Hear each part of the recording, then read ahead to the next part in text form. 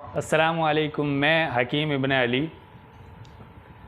दोस्तों, आज मैं कब्ज़ के रिलेटेड बात करने आया हूँ और आपको कब्ज़ के रिलेटेड नुस्खा भी बताऊँगा, बहुत आसान। कब्ज़ होता क्या है, सबसे पहले ये समझ लेते हैं, और कब्ज़ की अलामात, उसके लक्षण क्या क्या होते हैं और कब्ज़ का इलाज क्या है, फिर हम आपको बताएंगे उसका इलाज।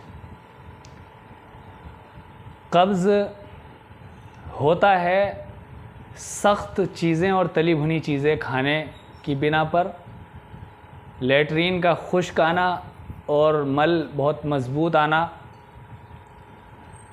बहुत ज़्यादा खुश्की हो जाती है। उस खुश्की से बहुत सारे अमराज होते हैं, बहुत सारी बीमारियां जन्म लेती हैं, जैसे बवासीर होना और तेज़ाबियत बनना, गैस बनना, सारी चीज़ें कब्ज़ से शुरू होती हैं अकॉर्डिंग टू हिकमत की लाइन में सबसे पहले पेट को साफ़ करने के लिए हुकामा बताते हैं। अतिब्बा किसी भी मर्ज़ को सही करने से पहले पेट की इस्लाह करते हैं, और पेट की इस्लाह 3 या 2 तरीक़े से होती है। मुसहिल का इस्तेमाल किया जाता है या मुलय्यन का इस्तेमाल किया जाता है। अदर कुछ काढ़ों का भी इस्तेमाल किया जाता है, जिनको हम जोशांदे या खैशांदे कहते हैं। और ये कहावत है कि पेट सफ़ा तो हर रोग दफ़ा, हर मर्ज़ दफ़ा। कब्ज़, कॉन्स्टिपेशन या कुछ भी कह लीजिए, ये बहुत तकलीफ़ दे भी होता है। कभी कभी इससे जो है बहुत ज़्यादा पेन होता है पेट के अंदर। बहरहाल ये सेहत के लिए एक हानिकारक है। अगर ये ज़्यादा दिन तक रह जाता है, इसकी आदत हो जाती है, तो फिर ये गंभीर समस्याएं, गंभीर अमराज, रोग लगा देता है। नए नए मर्ज़ इससे पैदा होते हैं, जैसा कि मैंने बताया अभी के बवासीर वगैरह इससे हो जाती है।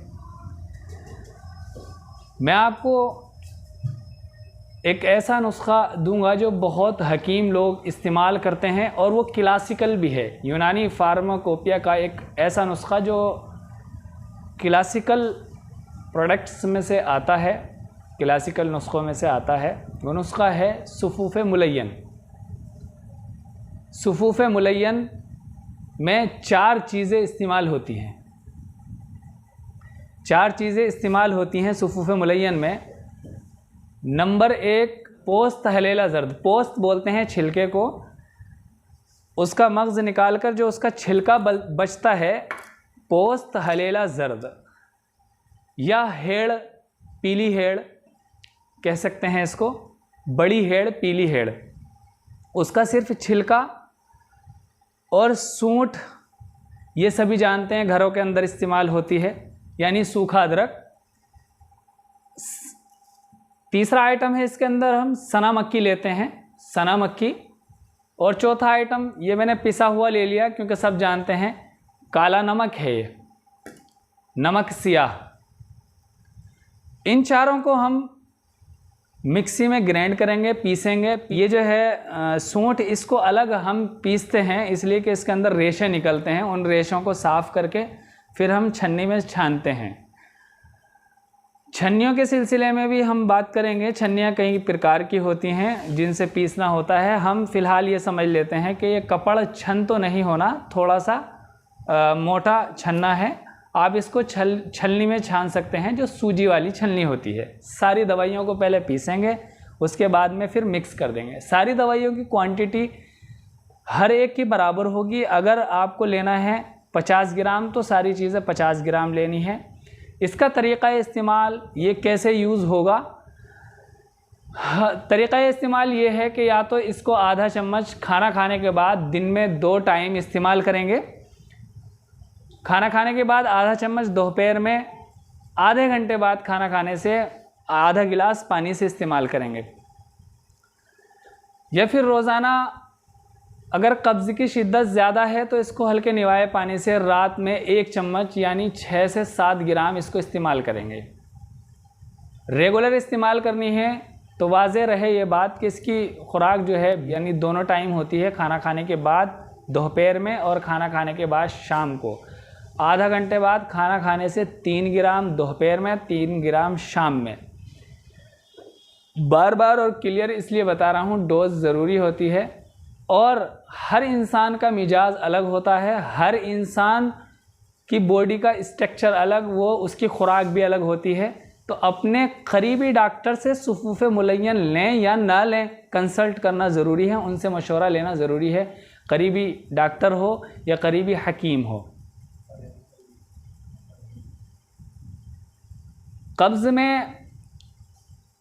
कब्ज़ की हालत में कुछ ग़िज़ाएँ मैं आपको बताता हूँ कि कब्ज़ किन से होता है।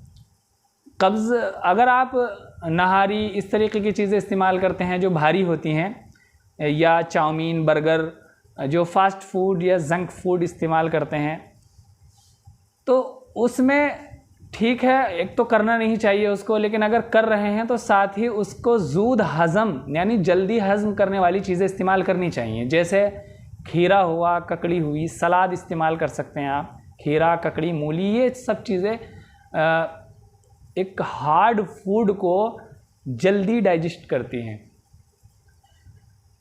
परहेज़ सख्त चीज़ों का ही होता है, अंडा, मछली, गोश्त, इन चीज़ों से कब्ज़ बनता है, गैस भी बनती है, तो इन चीज़ों को अवॉइड करें। आप अगर कब्ज़ के शिकार हैं तो ये आपके लिए परहेज़ है। वैसे इस दवाई को रेगुलर इस्तेमाल कर सकते हैं, ये मुसहिल नहीं है, मुलय्यन है। मुसहिल के माना है दस्त लाने वाली दवाइयाँ, और मुलय्यन के माना होते हैं, मुलय्यन का मतलब होता है कि दस्त तो नहीं आते लेकिन रेगुलर उससे पेट की सफाई होती रहती है।